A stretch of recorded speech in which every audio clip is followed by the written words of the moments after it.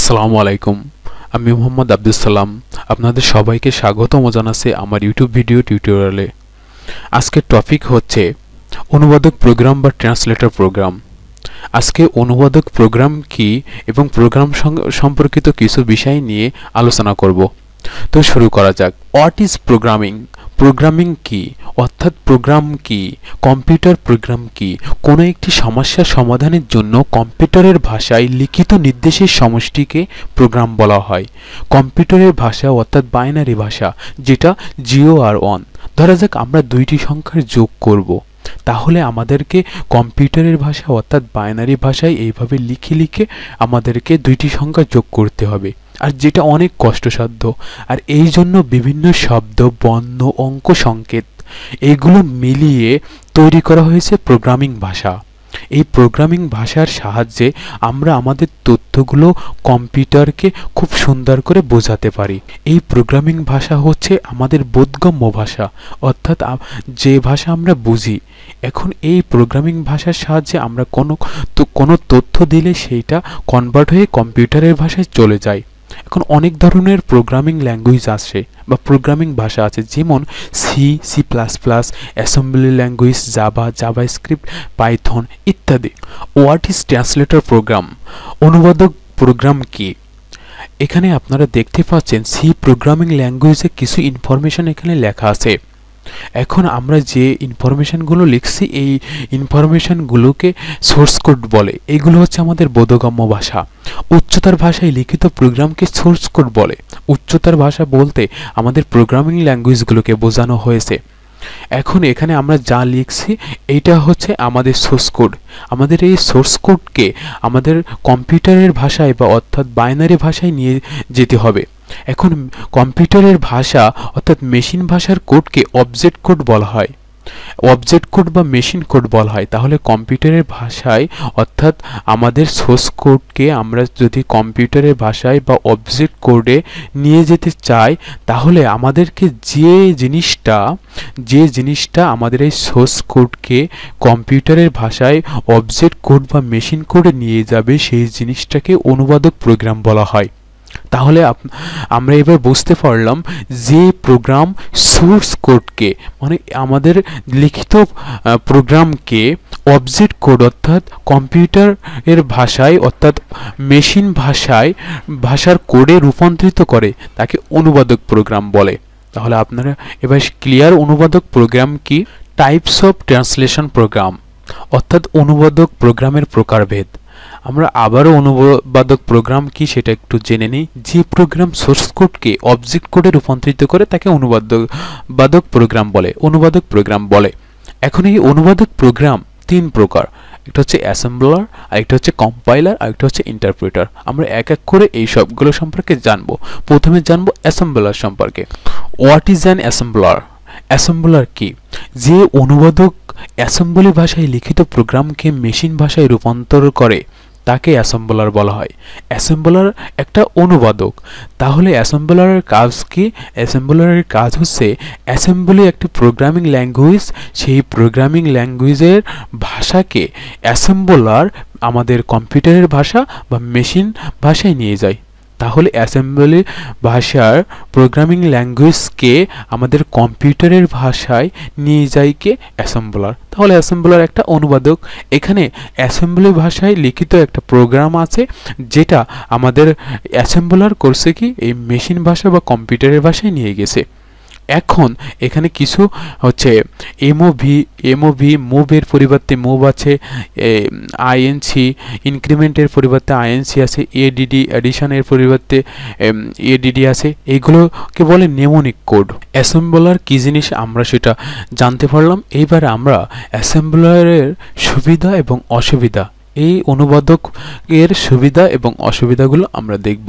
The advantage and disadvantage of the assembler. Assembler অনুবাদকের সুবিধা এবং অসুবিধা। সুবিধা হচ্ছে নেমোনিক কোডকে মেশিন ভাষায় রূপান্তরিত করে, যেটা আপনারা একটু আগে দেখলেন নেমোনিক কোড। এই যে নেমোনিক, এগুলোকে নেমোনিক কোড বলে, এগুলোকে মেশিন ভাষায় রূপান্তরিত করে। প্রোগ্রামে কোনো ভুল থাকলে এরর মেসেজ প্রদর্শন করে, মানে আপনি যে প্রোগ্রামটা করছেন, লিখছেন, টাইপ করছেন, সেই প্রোগ্রামে যদি কোনো ভুল থাকে তাহলে সেখানে একটা এরর মেসেজ দিয়ে যাবে, এবং প্রোগ্রামের ভুল সংশোধন করা খুব সহজে এই অ্যাসেম্বলারের। আর ডিবাগিং ও টেস্টিংয়ের কাজ খুব দ্রুত হয়। ডিবাগিং অর্থ হচ্ছে আপনার আর প্রোগ্রামটা কোথায় ভুল হয়েছে সেটা এরর মেসেজ করবে এবং তার সমাধান করার চেষ্টা করবে। এই কাজটা খুব দ্রুত করে এবং মেমোরিতে কম জায়গা নেয়। আর অ্যাসেম্বলারের অসুবিধা হচ্ছে কি, প্রোগ্রাম নির্বাহের জন্য অনেক বেশি সময় লাগে। কম্পাইলার এর তুলনায় 5 থেকে 25 গুণ বেশি সময় লাগে। কম্পাইলার, ইন্টারপ্রেটার এগুলো হচ্ছে অনুবাদক প্রোগ্রাম। এখন এইগুলো হচ্ছে অ্যাসেম্বলারে হচ্ছে অনেক বেশি সময় লাগে। What is the compiler? Compiler কি? যে অনুবাদক প্রোগ্রাম সোর্স কোডকে অবজেক্ট কোডে রূপান্তরিত করে তাকে কম্পাইলার বলে। আপনারা সোর্স কোড কি আর অবজেক্ট কোড কি সেটা অবশ্যই বুঝতে পারছেন। সোর্স কোড হচ্ছে আমরা যেটা লিখি, আমাদের প্রোগ্রামিং ভাষায় আমরা যেটা টাইপ করি, সেইটা হচ্ছে সোর্স কোড। আর কম্পাইলারের কাজ কি, কম্পাইলার এটাকে কম্পাইল করে হচ্ছে অবজেক্ট কোড বা মেশিন ভাষায় বা আমাদের কম্পিউটারের ভাষায় নিয়ে যায়। কম্পাইলার যেহেতু একটা অনুবাদক প্রোগ্রাম, সেহেতু কম্পিউটার সোর্স কোডকে, কম্পাইলার সোর্স কোডকে অবজেক্ট কোডে নিয়ে যায়। সব অনুবাদক প্রোগ্রামই সোর্স কোডকে অবজেক্ট কোডে নিয়ে যায়, কিন্তু কিছু সবার মধ্যে অল্প সামান্য কিছু পার্থক্য আছে। কম্পাইলার স্টেপস, কম্পাইলারের কাজের ধাপসমূহ। কম্পাইলার দুইভাবে কাজ করে।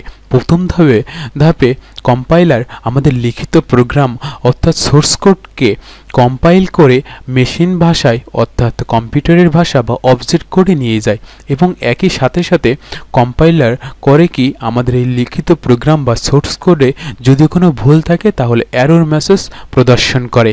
তারপরে আমরা যখন এই প্রোগ্রামটা লিখি তখন কম্পাইলার এটাকে অবজেক্ট কোডে পরিণত করার সাথে কম্পাইলার ওইটা সেভ করে নিয়ে নেয়।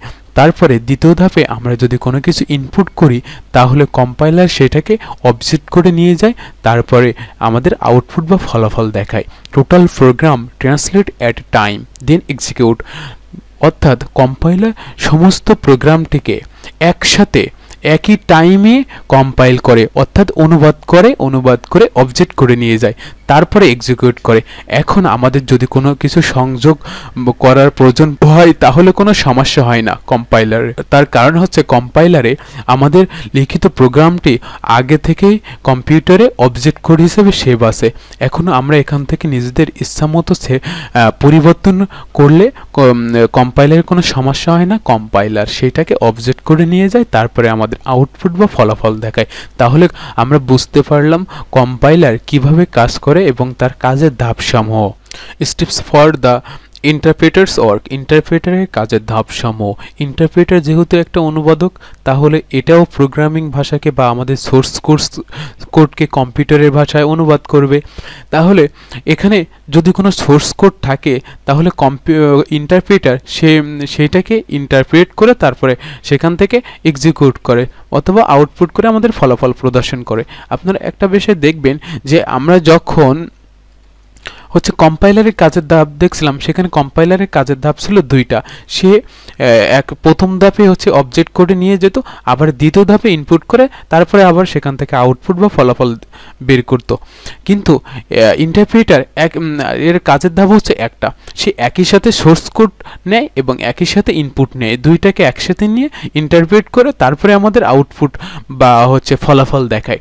এখন ইন্টারপ্রেটারের কাজ হচ্ছে ইন্টারপ্রেটার এক লাইন হচ্ছে অনুবাদ করে তারপরে তার ফলাফল বের করে। তারপর এখানে এখানে ধরা যাক এখানে 3টা লাইন আছে, এখানে 3টা লাইন আছে, সোর্স কোড হিসেবে 3টা লাইন আছে।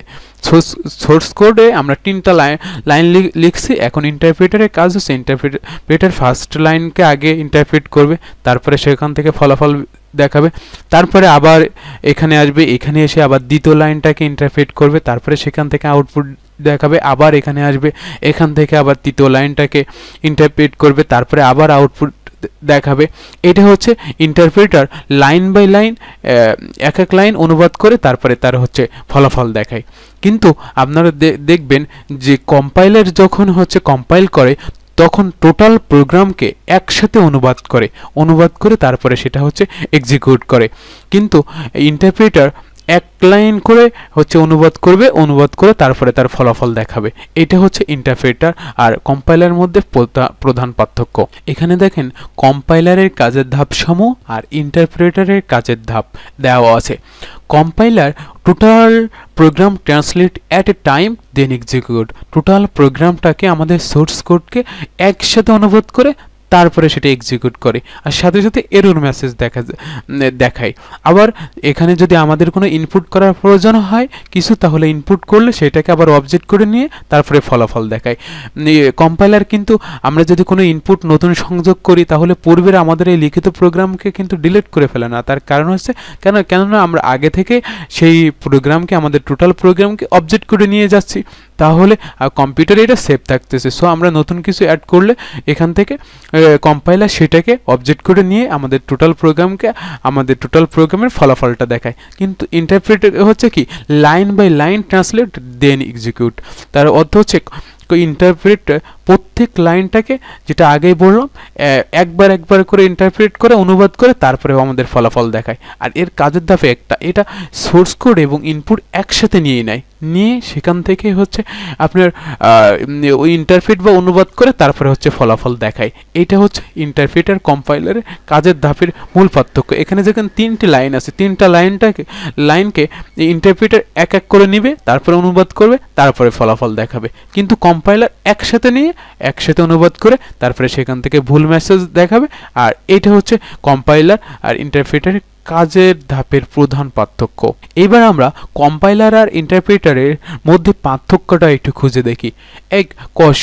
কম্পাইলার সম্পূর্ণ প্রোগ্রামটিকে একসাথে অনুবাদ করে, যেটা আগেই বললাম, আর ইন্টারপ্রেটার এক লাইন করে অনুবাদ করে, আর কম্পাইলার প্রোগ্রামের সব ভুল একসাথে প্রদর্শন করে।